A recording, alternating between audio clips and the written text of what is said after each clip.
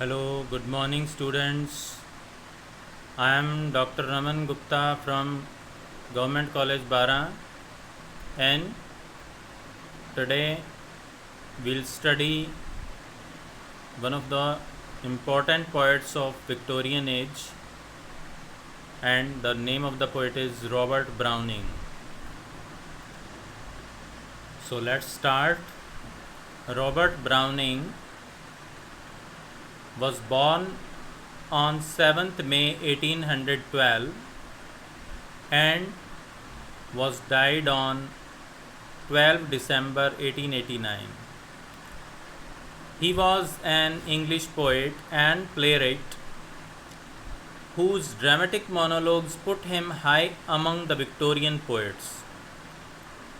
His verse was noted for irony, characterization, dark humor, social commentary, historical settings, and challenging vocabulary. Sometimes he uses strange words which are called challenging words and syntax. His career began well the long poems Pauline.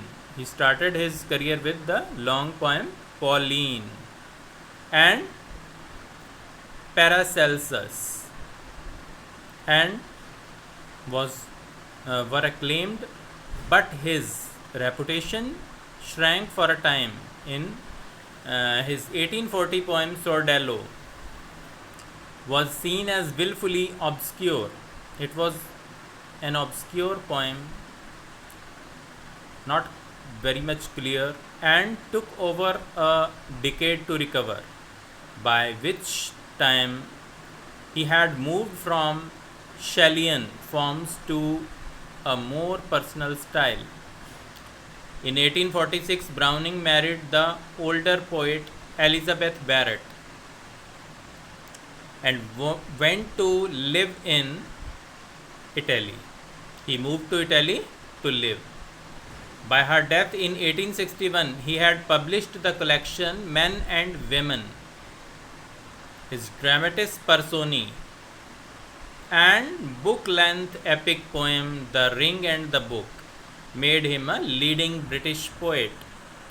He continued to be prolific, but his reputation today rests mainly on his middle period. By his death in 1889, he was seen as a sage and philosopher poet. He is known as a philosopher poet who had fed into Victorian social and political discourse. Societies for studying his work formed in his lifetime and survived in Britain and the US into the 20th century. So, this is the pic of Robert Browning.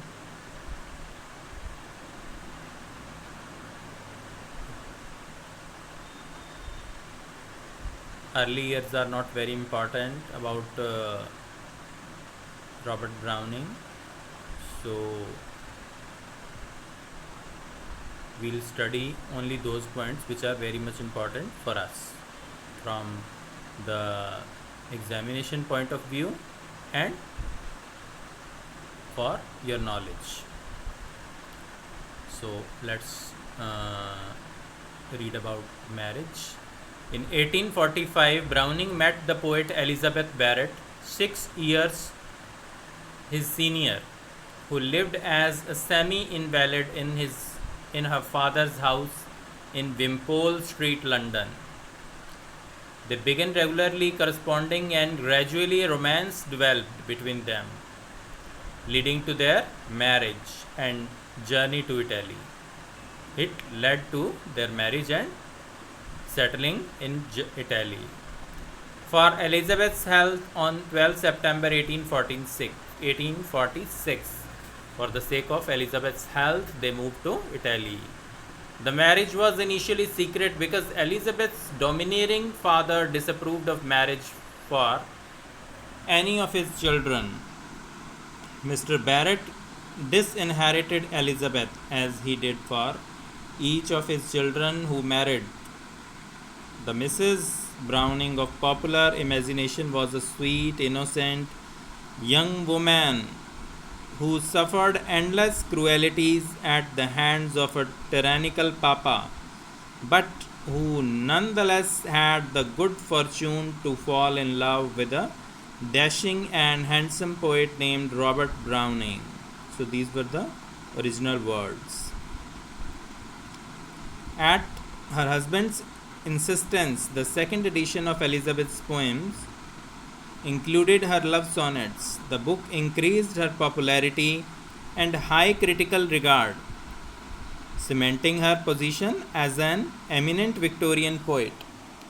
Upon William Wordsworth's death in 1850, she was a serious contender to become poet laureate, the position eventually going to Tennyson. She claimed for the position of poet laureate at that time after the death of William Wordsworth, but it was given later on to Tennyson. From the time of their marriage and until Elizabeth's death, the Browning lived in Italy, residing first in Pisa and then within a year finding an apartment in Florence at Casa Godi, now a museum to their memory. Their only child, Robert Wiedemann Barrett Browning, nicknamed Peony or Pen, was born in 1849. So this is not much important about their kids. Yes, we can have a look on his political views. Browning, in identified as a liberal, supported the emancipation of women and opposed slavery, expressing sympathy for the North in the American Civil War. Later in life, he even championed animal rights in several poems, attacking vivisection. He was also a stalwart opponent of anti Semitism, leading to speculation that Browning himself was Jewish. In 1877, he wrote a poem explaining why I am a liberal, in which he declared, "Who then dares hold emancipated thus? His fellow shall continue bound, not I." These were the original words of Browning. Now we can see the religious beliefs of Browning.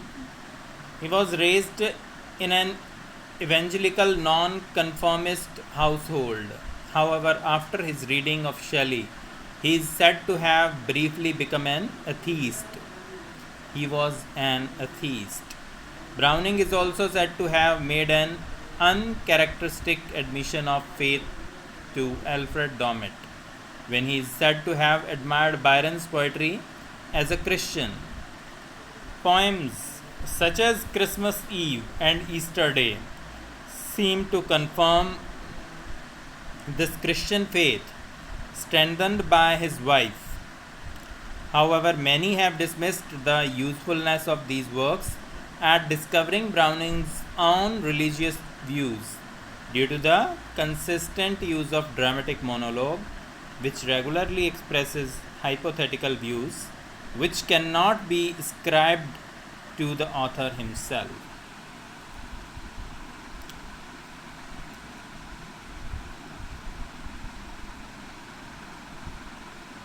Yes, the major works of Browning. In Florence, probably from early in 1853, Browning worked on the poems that eventually comprised his two-volume Men and Women, for which he is now well known. Although in 1855, when they were published, they made relatively little impact.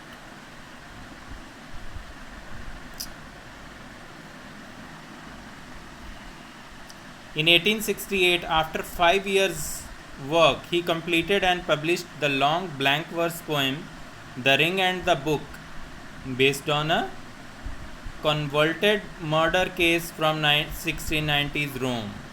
The poem is composed of 12 books, essentially 10 lengthy dramatic monologues narrated by various characters, in the story, showing their individual perspectives on events, bookended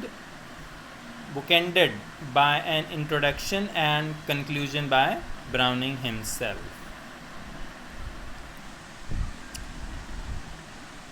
Long even by Browning standards, over 20,000 lines, The Ring and the Book was his most ambitious project and is arguably his greatest work.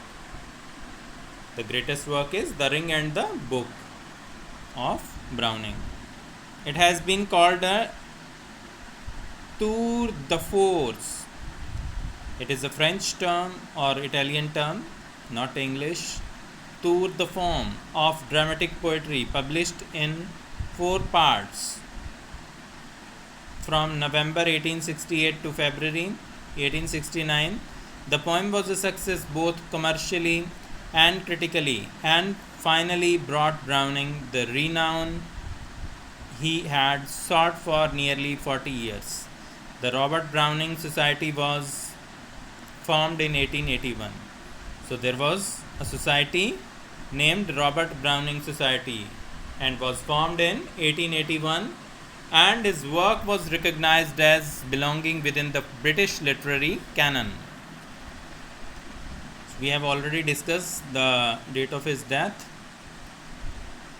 so it's not very much important to discuss more facts about his death or which led to his death. So we can only see during his life Browning was awarded many distinctions. He was made LLD of Edinburgh, a life governor of London University, and had the offer of the Lord Rectorship of Glasgow, but he turned down anything that involved public speaking. And one thing more, students, I want to tell you that Robert Browning has created a new concept of angry young man, and for which he is known. After his composition, this concept was became very much popular among writers, and it is still read. So this is all about Robert Browning. Students, read it well. I'll also drop some PDF notes regarding the introduction of Robert Browning, which will include some facts, and I hope you will study and will benefit. Thank you and have a nice day.